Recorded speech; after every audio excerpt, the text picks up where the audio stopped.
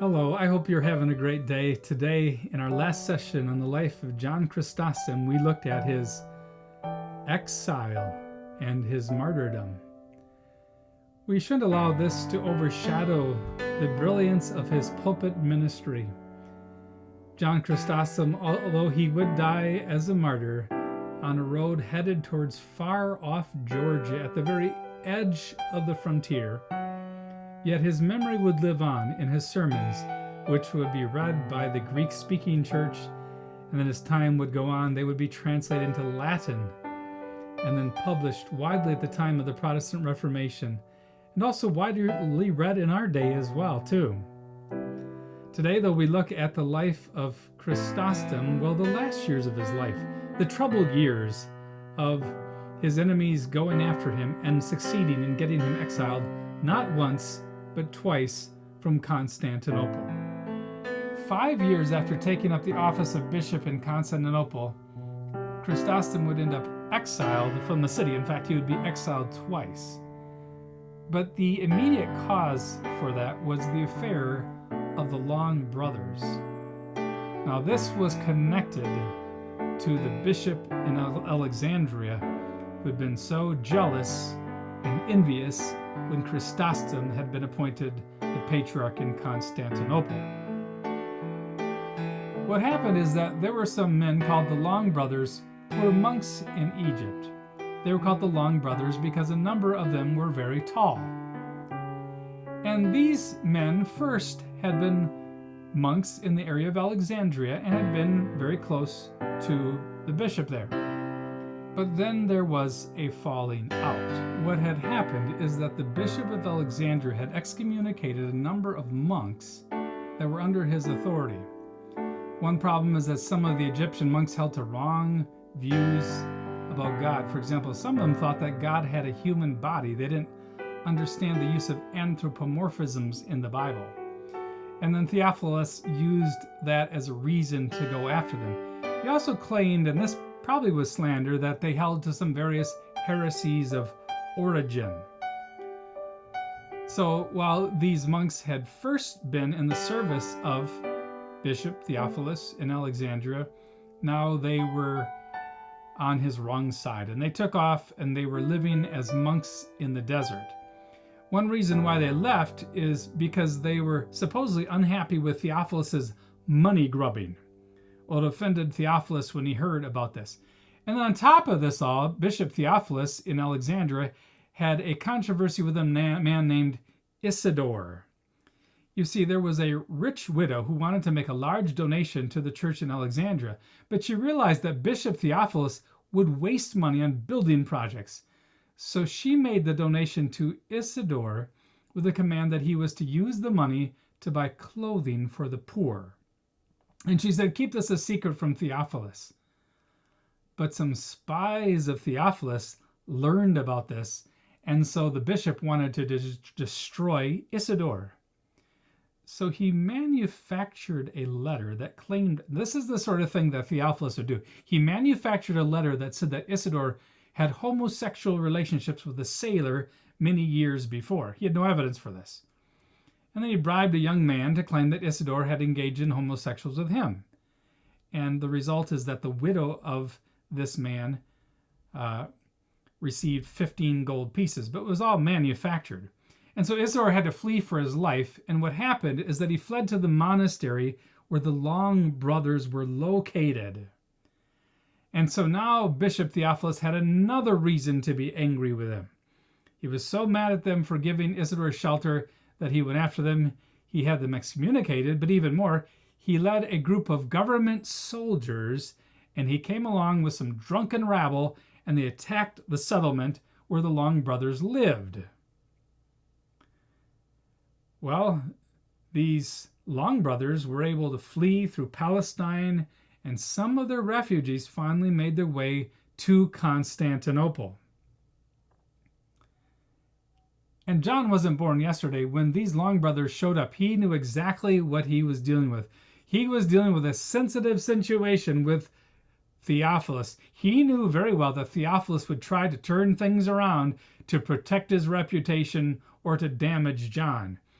You see, Chrysostom knew that there were canons in the church that said that each bishop alone is responsible for the discipline within his area. Therefore, Chrysostom in Constantinople, you see, mustn't interfere in the Christian discipline that Theophilus is doing in Egypt. And so Chrysostom was very careful about this matter. He didn't take up their issue himself. And so he didn't use any church money, even in Constantinople, to support them. And instead, he allowed the deaconess, who was independently wealthy, to take care of the men financially. So John is trying to do everything he possibly can to avoid controversy. He tried to encourage the men to work so they wouldn't need to be provided for. Well, what happened in time is that these long brothers were able to meet the empress and bring their concerns to her. And she began to support them, actually. So she went back to the palace and got the emperor to agree that these matters should be looked into. And then the emperor decided that Theophilus of Alexandria should come to Constantinople and there be judged and answer for what he did. And he even decides that John Chrysostom is to play the leading role in judging him. Now, can you imagine how Theophilus must have just been furious when the news reached Egypt that he was being summoned to Constantinople over this matter? And then on top of that, the man he hated and wished to destroy was the man who would sit in judgment of him. So Theophilus decided he needed to turn the tables. And he did that very effectively. Partly because Chrysostom at this point refused to engage in power politics. So Theophilus was supposed to come to Constantinople, but instead of taking a very quick trip by sea, instead he traveled overland through Palestine and Syria and Asia Minor, and everywhere he went, he tried to turn people to his side. So he took months to get to Constantinople, and all the way he's trying to rally bishops to support him in his attacks on Chrysostom. And he's trying to find any possible charge he can come up with against Chrysostom. He's looking for a list of things he can charge him with. Meanwhile, Theophilus was receiving wrong information that, for example, that Chrysostom was serving communion to the monks he had excommunicated. So smoke is coming out of his ears. So once the supporters of Theophilus arrived in Constantinople, the first thing they did is they tried to claim that Chrysostom was a heretic, that he was teaching some of the heresies of Origen, an early sort of church father. But unfortunately for Theophilus' side, that failed. But it was then that Chrysostom made a serious mistake from a realistic political perspective. In other words, he wasn't the politician he needed to be to succeed here in power politics. John Chrysostom is now offered the opportunity to basically sit in judgment of Theophilus. And if he does that, he can say, well, Theophilus has been abusing his power with respect to these long brothers. And he could have talked to the emperor into even deposing the man. But what's going on is that the emperor now has crossed the isthmus from Constantinople. He's requested that Chrysostom now comes and joins him because Theophilus has arrived and to make a judgment on this matter. Meanwhile, Theophilus and his men are talking to the people at court, trying to sway them in their direction, coming up with criticisms of Chrysostom. And Chrysostom suddenly says, well, no, I don't want to come over, and I don't want to judge him. And so Chrysostom loses his opportunity to vindicate himself and also to do away with his opponent. Chrysostom wrapped himself in canon law and said that judicial cases should only be tried within the territory of a specific bishop, and because the matter here was in Alexandria, is outside of his bishopric, and therefore as the bishop, the patriarch in Constantinople, he should deal with it. Notice how he certainly is not claiming that as the patriarch of Constantinople, he gets to rule and domineer over all the other patriarchs in the Eastern Church. The result is that Bishop Theophilus quickly turns the tables on Chrysostom. He talks the court into having a trial for Chrysostom instead. And Theophilus had put together a whole bunch of potential charges against Chrysostom. You could never accuse Theophilus of not being a political realist. When he figured out that the empress, though, was sympathetic to the Long brothers, he decided, well, he better reconcile himself to them, and then he would deal with John. And so the Long brothers at this point had lost the hope because Chrysostom wouldn't stand up for them. So now they got a message that they were asked to come and reconcile with Theophilus, and they did, and got reconciled. And now the way was cleared, though, for Theophilus to go after Chrysostom. The whole affair with the Long brothers was no longer a threat to his career. And so people in the emperor's household pushed for a trial of Chrysostom instead, and the emperor agreed there would be a trial. And now Theophilus didn't want to function as the president of this synod that would try John. He knew very well that would look really bad. So they got another bishop named Paul who would function as the president, someone who is a supporter of Theophilus. And 29 charges were brought against Chrysostom. And then a monk showed up. He had another 17 charges. The charges were bizarre and frivolous. For example, they claimed that he had shown cruelty towards the accusers of the Long brothers, that he had punched a man in the face before a church service, that he had deposed a good clergy. It was said that he spoke bad about people after they died. So they said, well, he slandered some of his own clergy in his writings. And they also dared to say that this ascetic guy who helped the poor had somehow robbed from the church finances. He had sold precious objects and marble that was owned by the church, and then used this money for his own selfish purposes. And then there were charges against his personal lifestyle, saying he met alone with women. Also that he ate meals alone in order so that he could eat like a glutton. They also claimed he didn't pray properly before or after leaving church. They said he bribed bishops, new bishops, by giving them money so they would support him. And then they claimed he had betrayed a man who had been a favorite of the empress. And so the council met, and the council was made up of Chrysostom's enemies. In fact, most of the bishops at this event were Egyptians. Now, at the actual trial, they never ended up deposing him on the basis of the 29 charges. Instead, they deposed him because he didn't show up in person. John said, well, this court has no legitimate weight. So anyhow, they went ahead, though, and they deposed him. And then they still, however, published a list of the charges made against him, even though they didn't say for sure that he was guilty of any of these acts of wrongdoing. Well, then the Senate sent a report to the emperor and included in it a charge of treason against John, because one time he had implied that the empress was Jezebel. And that was a reference to the time when Chrysostom had critiqued her for stealing the property of a widow. And so Chrysostom, in this context, is in great danger.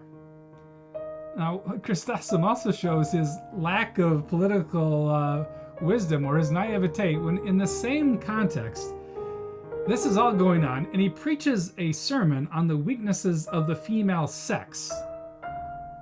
And many people in town say, hey, this is the veiled attack on the empress. And news got back to the empress. She was mad as a wet hen. Well, when the saints in Constantinople learned that their favorite preacher was going to be deposed by the emperor, and due to the influence of the bishop of Alexandria, they all rushed to the Hagia Sophia in order to protect their minister. Yes, this is what the emperor had feared the people in Antioch would have done some 6 years before, if they had known that their bishop was going to leave. The saints in Constantinople were upset. Meanwhile, enemies in town were claiming that Chrysostom was arrogant and proud. Well, that was like pouring gas on the fire. John didn't want a riot to break out or for members of his congregation to get hurt. So he left town. Chrysostom left the town with a huge crowd of supporters as he boarded a boat. He went to a town that wasn't very far away from Constantinople. But he only was there for a very short time, because as soon as he had left, suddenly certain events occurred that led to his quick recall. Back in Constantinople, some type of tragedy happened. We don't know what it was. Some manuscripts imply that there was a huge earthquake the very night after John's leaving town. Others say that what happened is that the empress's daughter had an accident and died. Others think that the empress had a miscarriage, but whatever was the case, the empress was very superstitious, and she thought that something had happened that was a judgment of God on them for kicking the bishop out of town, and so she convinced her husband to quickly recall Chrysostom. Well, Chrysostom's first response is that he wouldn't come back until a new synod was called that would vindicate him. But finally, he did give in to sentiment and came back by ship and arrived outside of the town of Constantinople. But once again, he didn't want to come inside until the synod could meet that could vindicate him. But this time, the crisis in the city reached a whole nother level. What happened is that there were some monks who were opponents of John Chrysostom, and by force, they took over the Hagia Sophia, and they attacked some of the saints there and didn't allow them to worship in the church. And when the military went in to take out these monks, the common people joined them, and there was bloodshed in the church. So this is a very, very sensitive context. Meanwhile, the opponents of John Chrysostom were also leaving the town. They were scared. When Theophilus had heard reports about how John was coming back and how he should be thrown into the sea, he left town and headed back to Egypt.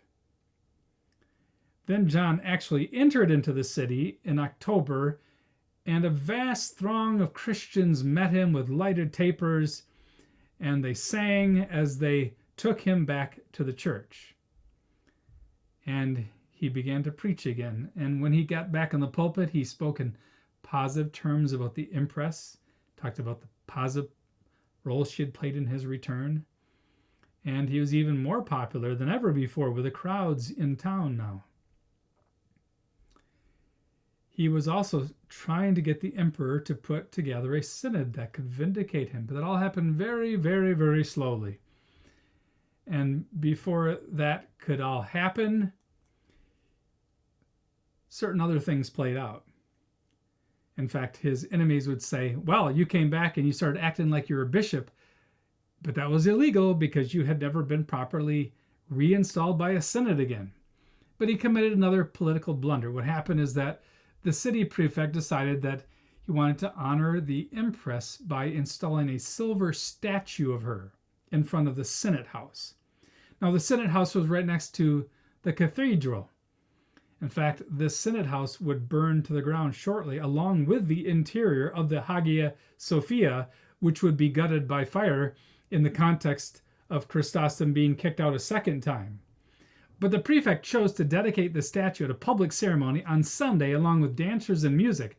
And so the sound and music was so loud that it interrupted worship in the cathedral where John was leading the worship and preaching. Well, he complained about this noisy entertainment and said that it was an insult to the church, and he denounced the prefect for arranging this. Well, the problem is that this news got back to the empress, and the empress took it as a personal insult because, of course, the statue was being installed in her honor, picturing her as if she was an Augusta and therefore one of the powerful rulers in the empire. And then when Chrysostom heard of a response, he got himself in further trouble in a sermon on the celebration of the day of John the Baptist. Can you imagine the controversial nature of this? He began his sermon with the words, "Again Herodias is enraged. Again she dances. Again she seeks to have John's head on a platter." Well, in this political context, people understood him as the John this time, and the empress was Herodias. Well, when the empress learned this, she was so mad. She and the emperor would not worship in the Hagia Sophia, even at Christmas time, because they were there. And the opponents of Chrysostom now pounce on a canon rule that said, if a bishop has been deposed and then begins to function in his office again, without being reappointed again or placed in that position, he was to be excluded from his office long term. So when Easter came, the emperor let John know that he could not come to the Easter services of the Hagia Sophia with him preaching, because he had now been condemned by 2 synods. John tells us, "I was once again expelled from my church." And that led to his final deposition and all the chaos surrounding it. Chrysostom was now a prisoner in his own home. He was banned from preaching. He couldn't carry out any of his duties in the cathedral. And yet the supporters of John were not willing to give in. Easter was coming.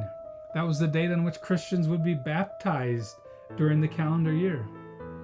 But the Hagia Sophia stood empty, and that's where the emperor was supposed to be worshiping. Meanwhile, in another church in Constantinople, the supporters of Chrysostom were preaching and baptizing new converts. In fact, from this date, the supporters of John Chrysostom would meet separately from the cathedral for decades. It would be decades before the supporters of John Chrysostom would be reconciled back with the leadership in town. That would only occur once the body of Chrysostom was brought back with honor and buried in Constantinople. Now John's final exile was at hand. Crowds were in the Hagia Sophia, aware of the fact that John was going to be kicked out of the city. Crowds came to the city, and the government authorities locked and closed the doors of the church, thinking that the supporters of Chrysostom would be stuck inside of the cathedral. And so what happened is that they broke the door and got out. Meanwhile, someone, and we do not know who, started a fire near the bishop's throne inside of the Hagia Sophia. And so the church ends up burning, and the fire spreads to the Senate house next door and burns it down. The government never figured out who started the fire. Was it an opponent of John Chrysostom or a supporter? No one knew. Well, on Easter, Chrysostom's supporters said, well, we're going to go ahead and we're going to worship and we're going to do the baptisms. But a pagan officer who had 400 soldiers came and broke up the worship service, attacked the clergy with cudgels, attacked the catechumens, including women, who were wearing their white robes for their baptisms, so that some of those ladies had to flee away naked. The water for the baptisms turned red from the blood of the people who were attacked by the soldiers. So violent event. So now the followers of Chrysostom began to worship outside of the city in the open air. John was now out of town. The emperor installs another man as the bishop, and now John's followers are persecuted. The emperor now exiles John Chrysostom to Armenia, to a small town in Armenia. We know some friends of John tried to get the location changed, but that's where he was sent. So on July 4, Chrysostom was marched along with other prisoners in chains to his exile. He was wretched. They didn't have sufficient clean water or food. He had a high fever. Crowds would come out to see this famous captive, and at this point he seemed more dead than alive. He was abominably treated. By September 20, they reached the town in Armenia in southern Turkey where he would live. And what's interesting is he spent some time here, and in this place he would write letters to his supporters throughout the empire, whether it was to the Pope in Rome or whether supporters in Constantinople. And he wasn't so far away that many of his supporters would make pilgrimages from Constantinople or from Antioch in Syria to visit him. He constantly dealt with all kinds of problems health-wise, and yet the Lord preserved his life. But as time went on, and the Bishop of Rome became more and more supportive of him, as there were attempts the side of his supporters to get the emperor to back down from what he had done, the emperor wanted Chrysostom even farther away. And so, in order to put him at a greater distance from his supporters, he ordered that he be sent on a forced march, which led to his martyrdom. Meanwhile, the empress back in Constantinople dies as she has a miscarriage, and large hailstones fall in the city, and yet this doesn't affect the emperor here. And the emperor commands that Chrysostom be sent off to a place that was truly out in the midst of nowheres, at the edge of the frontier with the barbarians. And so the soldiers who came and marched him were actually trying to kill him. In fact, one of the men was quite open about the fact that he would get some money if somehow Chrysostom would die. They were going to send him off to a place that is located today in what is Georgia, what used to be part of the Soviet Union. And the Praetorian Guards marched him cruelly. One of the guys let slip that he had been promised a promotion if he could get John to die on the way. Now, there's one soldier who did show compassion, but he had to do that in secret. So the elderly man was sent on this forced march.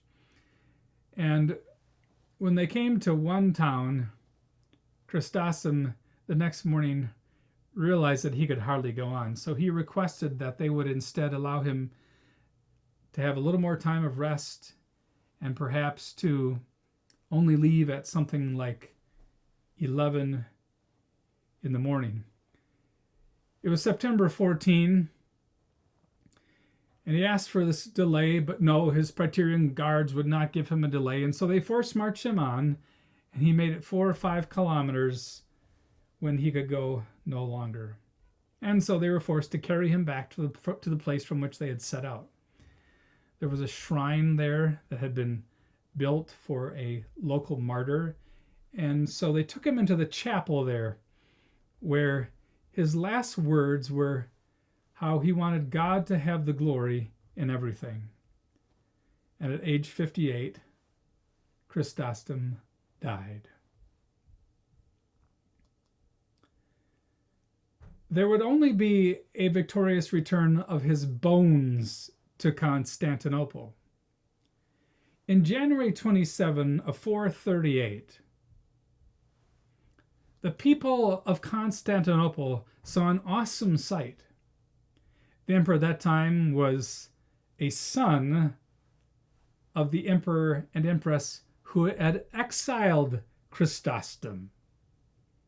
He stood on the shore along with great hordes of people as they welcomed the remains of Chrysostom back to Constantinople.